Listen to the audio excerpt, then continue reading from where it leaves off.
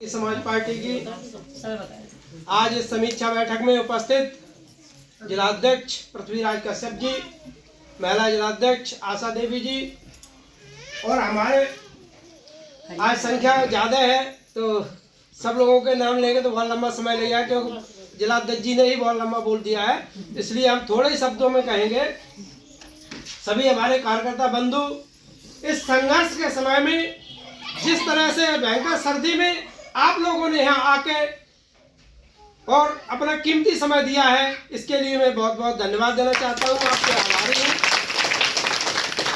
आज स्वयं भारतीय समाज पार्टी की जो कार्यकर्ता हैं, आपने देखा होगा आज तक कोई मंत्री ऐसा रहा है जो सरकार में आने के बाद और जनता के बीच जाए, जनता की फरियाद सुने और जनता सांसद और विधायक हो जाता है, वो फिर जनता के बीच नहीं जाता है। नहीं जाता वो इसलिए नहीं जाता है कि जनता अगर जाएंगे बीच में तो उनके काम करने पड़ेंगे। सरकार सांसद और विधायक को निधि जाती है, अगर किसी की समस्या है, किसी के पानी की समस्या है, किसी के गली की समस्या है, किसी के खरंजा की समस्या है, तो उन समस्याओं को सुनने के लिए सांसद और विधायक को निधि दी जाती है और डीजल पेट्रोल का खर्चा अलग से दिया जाता है कि आप इस पैसे से गांव-गांव जाइए और लोगों की जो गरीब वंचित समाज के लोग हैं उनकी समस्याओं को सुनिए।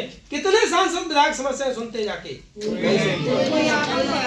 अगर किसी का कोई बीमार हो जाता है तो सांसद विधायक को यह भी अधिकार है वो अपनी निधि से उसका इलाज करा सकता है, लेकिन नहीं कराते हैं। माननीय ओम प्रकाश राजभर जी पंचायत राज मिनिस्टर है, छोटी सी पार्टी है हमारी, 6 विधायक है, लेकिन आपने देखा होगा कि हम लोग गांव-गांव जाके चौपाली कर रहे हैं, लोगों को जगाने का काम कर रहे हैं कि आपके पास आवास नहीं है, आवास हम देंगे। आपके पास शौचालय नहीं है, तो शौचालय हम देंगे। आपकी गली खरंजा खराब है, गली खरंजा बनाने का काम हम करेंगे। ऐसा नेता कभी कोई आपके बीच में आया? नहीं। अगर किसी के यहाँ कोई बीमार हो जाता है, हम नहीं चाहते किसी का कोई बीमार हो जाए, अगर किसी का कोई बीमार हो जाता है तो एक एस्टीमेट बना के भिजवा देना, 8 दिन तब होंगे, उसके इलाज के लिए पैसा सरकारी खजाने से आना शुरू हो जाएगा। जिन लोगों के पास आवास नहीं है, जिनके पास कॉलोनी नहीं है, जिनको अभी तक शौचालय नहीं मिले हैं, तो सभी कार्यकर्ता अपने अपने आस पड़ोस में सभी लोग देखें जिनके पास जिनकी ऐसी समस्या है, उस समस्याओं पर हम लोग काम कर रहे हैं। जिनके पास बिल्कुल भी जमीन नहीं है, आवास भी नहीं है, शौचालय भी नहीं है और भी राशन कार्ड भी नहीं है, तो जीरो पॉवर्टी योजना एक ऐसी योजना स्वयं भारतीय समाज पार्टी के राष्ट्रीय अध्यक्ष माननीय ओम प्रकाश राजभर जी ने लागू कराई है। इस योजना के अंतर्गत जो अभी तक बिल्कुल वंचित रहे, जिनके पास कुछ भी नहीं है, उनको मुख्य धारा से जोड़ने के लिए उनको सरकार आवास भी देगी, आवास बनाने के लिए जगह भी देगी, उनके बच्चों की आजीवन पढ़ाई फ्री होगी, उनके लिए आजीवन स्वास्थ्य फ्री रहेगा। सारी सुविधाओं से उनको लेस करके और मुख्य धारा से जोड़ने का काम माननीय ओम प्रकाश राजभर जी कर रहे हैं। ऐसा किसी ने किया? ऐसी कोई योजना आज तक आई है? कॉलोनी भी मिलती थी, बड़े संघर्ष के साथ मिलती थी, लेकिन आज हम लोग गाँव-गाँव जाके आपको जगाने का। गरीब का बच्चा तो प्राइमरी स्कूल में खिचड़ी खा के पढ़ रहा है और अमीर और धंधा सेठों के बच्चे, पूंजीपतियों के बच्चे, सांसद विधायकों के बच्चे कॉन्वेंट स्कूलों में पढ़ रहे हैं, जहाँ 8-8, 10-10 हजार रुपए महीने फीस जाती है। और जो प्राइमरी स्कूल का टीचर है वो केवल अपनी गिनती कराते बच्चों की, पढ़ाई नहीं हो रही है, बिल्कुल भी पढ़ाई नहीं हो रही है। एक तरफ तो कॉन्वेंट स्कूल का बच्चा पढ़ा हुआ और एक तरफ प्राइमरी का बच्चा पढ़ा हुआ।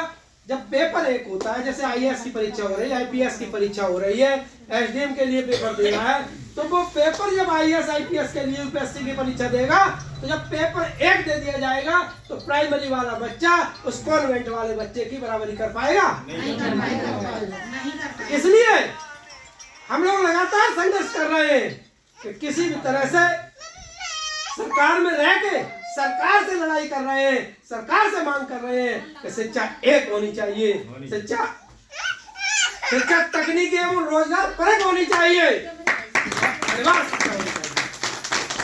तकनीकी और रोजगार परक शिक्षा का मतलब है जब हमारा बच्चे को प्राइमरी स्कूल से ही मोबाइल बनाना सिखाया जाएगा, लैपटॉप बनाना सिखाया जाएगा, गाड़ी का इंजन बनाना सिखाया जाएगा, हेलीकॉप्टर का इंजन बनाना सिखाया जाएगा, हवाई जहाज का इंजन बनाना सिखाया जाएगा।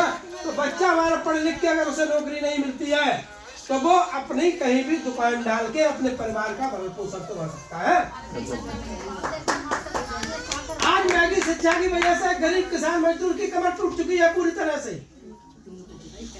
आज डॉक्टर अगर अपने बच्चे को बढ़ाना है, MBBS करा लिया तो 2 करोड़ रुपए की जरूरत है, गरीब कहाँ से लाएगा? और अगर ये शिक्षा समान हो जाती है तो गरीब का बच्चा, हम जानते हैं कि शहर में रहने वालों से गरीब का बच्चा ज्यादा मेहनत करके पढ़ाई कर सकता है। इसलिए लगातार इस पर संघर्ष चल रहा हम लोगों का। दूसरी चीज है, जैसे अभी अध्यक्ष जी ने बताई थी कि पंजाब में तो उत्तर प्रदेश में भी घरेलू बिजली फ्री होनी चाहिए कि नहीं होनी चाहिए? जब वहाँ हो सकती है तो यहाँ भी हो सकती है। इसके लिए भी हम लोग संघर्ष कर रहे हैं। एक योजना हम लेके आए हैं, वो योजना ये है अभी, लेकिन आगे और भी हमारे संघर्ष जारी रहेगा इस चीज पर। अभी तो योजना ये आई है कि जो सोलर पैनल है, जैसे 1 किलोवाट का सोलर पैनल आपने लगाया तो 1 किलोवाट के सोलर पैनल का लगभग 50,000 रुपये खर्चा आता है। उसमें 90% सब्सिडी है, किसी में 75% है, किसी में 90% है। जो सब्सिडी 2 किलोवाट पर 90,000 रुपये सब्सिडी है। जैसे 2 किलोवाट का सोलर पैनल लगवाते हैं तो 90,000 रुपये सब्सिडी मिलेगी। 20-25,000 रुपये जो भी खर्चा आएगा वो 25 वर्ष के लिए लगेगा सोलर पैनल। तो कितना कम खर्चा हो जाएगा? 1,000 रुपये 1 वर्ष का खर्चा रहेगा, कोई दिक्कत नहीं। तीसरी चीज ये है कि आज जिस तरह से वंचित समाज है, जिनको अभी तक राजनीति में, शिक्षा में, रोजगार में कहीं भी हक अधिकार नहीं मिला है, उनके लिए हम लोग जाति जनगणना करा के उनकी आबादी की संख्या के हिसाब से अगर सरकार में 100 वैकेंसियां निकलती हैं तो 18% है, जैसे कसम में साथ, तो 18 तो लगने चाहिए। अभी तक मायावती जी की सरकार रही, उन्होंने 80 को भर दिया। लेकिन कुछ समाज ऐसे हैं जिनके आज तक लोग नाम तक नहीं जानते हैं। तमाम समाज ऐसे हमारे पड़े हुए। जाति जनगणना होगी, अगर जब तक जाति जनगणना नहीं होती है तब तक हमारा संघर्ष लगातार जारी रहेगा। अभी अध्यक्ष जी ने एक सर्वे कराया था जिसमें जीरो पॉवर्टी योजना है। जीरो पॉवर्टी योजना के लिए जो दिलाने का काम हम लोगों का है। बाकी की देखिए, संगठन में एक शक्ति होती है। अगर एक अंगुली है तो कोई भी इसे तोड़ देगा, लेकिन अगर ये मुट्ठी बन जाती है तो ताकत बन जाती है। और ताकत के लिए आप लोगों से भी हमारा निवेदन है, जो हमारे पदाधिकारी हैं उनसे सभा अध्यक्ष को 27 की अपनी कमेटी तैयार करनी है। 27 पदाधिकारी आप लोग जो सोच रहे हैं